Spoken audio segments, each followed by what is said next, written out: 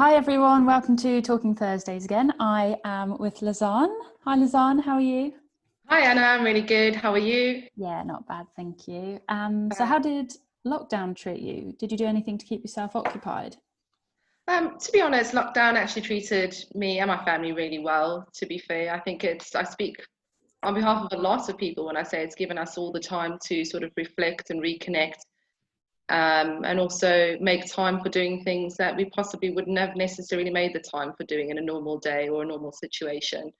So a lot of refocusing, I think, over the lockdown, and even reconnecting just with the people within my home. So reconnecting with my daughter, my partner, and just having that quality time that you wouldn't necessarily always have has been great. Keeping busy during lockdown, obviously, I have ventured into my newer parent teaching skills. I'm trying to homeschool my daughter, which was loads of fun, a little bit emotional, a bit of a roller coaster, but I think we managed to pull it off. And then just keeping busy. I mean, trying to keep a healthy routine, eat well, Monday to Friday, still get up at a reasonable hour, exercise every day. And then another thing we did was we implemented like a fun family Friday day Oh, where nice. we would theme it and then pick a food item such as sushi or dim sum or sort of a cultural thing and try and learn to make it all completely from scratch, whether it be our own dim sum dough or sushi from literally scratch. And we just had loads of fun, sat around the dining room table making all kinds of things and baking and making our own breads. And I've also tried to dip my fingers in some gardening, which isn't my strongest point, but yeah, just trying to keep busy around the home really. Well, no, it sounds good. You've definitely done like everything that kind of went through the trend. Yeah, well, the whole banana bread, done Yeah. that. Chocolate cake, done that. Made sushi, yeah, done that. So, the typical list of lockdown activities, I think we did all of that. So, So, could you tell me and everyone else a bit about your work history before you joined Thomas Franks? yeah, sure. I mean, I've been in the hospitality industry my entire career. Even before I was working and when I was at school, I was working in restaurants and things to earn a little bit of extra pocket money where I could. Being a teenager, you want to buy fancy things for Yeah. yourself. So I've always been in hospitality. After my studies, I actually went on to work in cruise ships, which was really fun, as almost like a gap year. Got to see a load of places, learn a whole lot of new things. Then I went on to restaurant management, and from that, I started in the contract catering industry from the age of 21, and I've been doing it for 14 years now.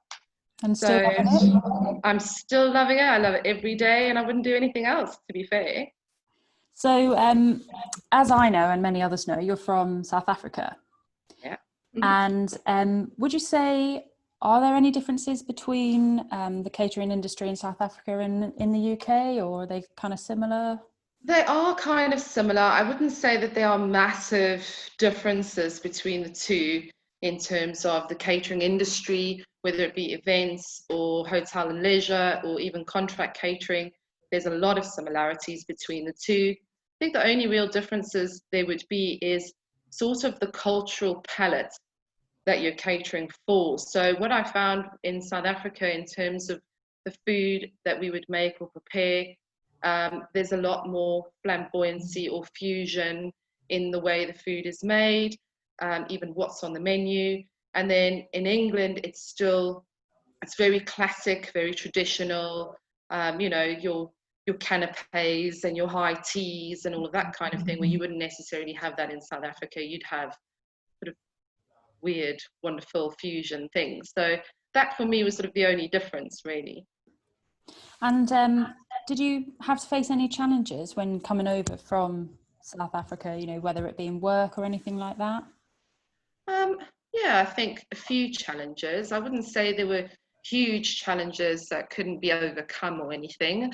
I think moving countries, whether, it doesn't matter where you move to, you're going to face certain challenges, whether they be personal challenges or work challenges. And I think some of the ones that I did face was trying to adapt to working with a new currency Oh, and the really? value of things when purchasing from a supermarket or even in the workplace when placing orders. So you're working with a different currency. So, you know, where South Africa is 20 times more. It's, you know, you're talking hundreds and thousands, and then here you're talking ones and in tens.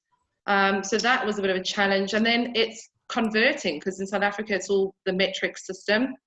So it's all, you know, centimeters, meters. Now you're talking yards and feet, which I still can't get my head around, but we're getting there. And then also cups and milliliters versus ounces and pints and things. So we were slowly getting there. It's been 3 years. I think I've got my head around it, but I learn every day. So you are head of catering and events at Shiplake College, which is somewhere that's extremely close to Thomas Frank's heart and also my heart. So what does that role exactly entail for you? Well, firstly, being the head of events and catering at Shiplake is an absolute honor. I mean, I know how close it is to very many people in Thomas Frank's. But what it really entails is to work alongside a really fantastic team within the catering department to deliver meals that are fun, that are educational, that are exciting, as well as nutritionally balanced for some very, very fast growing pupils and the staff as well, and always making it exciting for them. Then not only do we do the catering for the pupils and the staff at Shiplake College, but I also manage the external event business for Shiplake, and that entails booking weddings, managing, you know, big parties, hiring out the venues and things like that. But I mean, I wouldn't be able to do it with the fantastic team that's here helping me do it. So I do want to say definitely fun at Shiplake. And if anyone's seen pictures from the last World Book Day, you know, before COVID happened, it was just, Shiplake was just amazing. It was definitely up there with, yeah, one of the best. I think for us, I mean, we try to, I mean, we serve really good food every single day, but where we have the opportunity to make it fun and exciting and get a little bit of a buzz going around the school with theme days and stuff, that's definitely something that we push. I mean, we loved doing the World Book Day. We had a theme or a book for each food section. So it was like traveling through a library. We loved doing the Chinese New Year Day. And that for us is where we get to have fun with the pupils as well and get to educate them as they come through about the new foods that they're eating, or, you know, how you can link schoolwork with food and what an important role food actually plays in a normal day today. And so, as we were talking before, Shiplake start back to they are back to school soon. So, what measures have you had to put in, you know, to make everything safe around the restaurant or the dining room?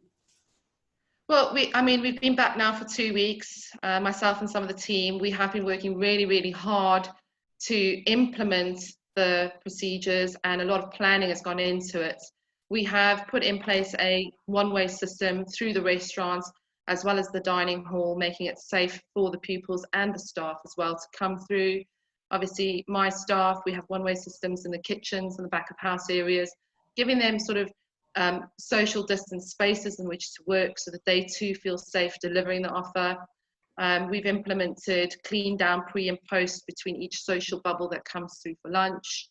And yes, it's just restricting areas where we could, and constantly cleaning down and sanitizing high contact touch points where we couldn't get rid of the high contact touch points. And moving on kind of from the serious stuff. If you had to have dinner with any 3 people, who would it be with and why? And then what meal would you have at that dinner? Oh my goodness, it's all about putting someone on the spot. I think if I had to have or choose 3 people to have dinner with, it would be David Attenborough. Very interesting conversation at dinner time, I think. Dwayne "The Rock" Johnson. And no, that's not for his big muscles. I find him incredibly motivating, fun, you know, and very lighthearted. And then I think I'd go for Michelle Obama, you know, very strong female mentor that any female I think could look up to as to how to approach things either in personal and in work life. So those 3 people I think would really be at the top of my list. And what would I eat? Oh gosh, I actually think I wouldn't pick something specific. I think I'd go more for like a cooking experience class. Oh, nice. You know, we can stand around, mingle, still chat, learn how to cook something new, make that, and then sit down and enjoy that all family style. So I think I'd go for like a cooking experience. Well, you know, Michelle Obama, if you're listening. Exactly. And finally, what would you say has been your favourite memory since being part of the Thomas Franks family? Oh my goodness, there has been so many memories, to be fair. Um, you know, one of them is actually getting the opportunity to join the Ship Lake team. It has been a learning curve, to be fair. On some days it has been, but it's been so much fun. I mean, the creativity within the team, plus the creativity that they bring out in me. So yes, joining the Ship Lake team, and then all the theme days that we do here. Those are my biggest memories and the most fun, definitely. Well, thank you so much for chatting with me, Lizanne, Yes, of course. Thank you. and I hope it goes well when everyone returns back to school. Oh, thank you very much. And I hope things go well there at head office. Thank you. Thanks so much.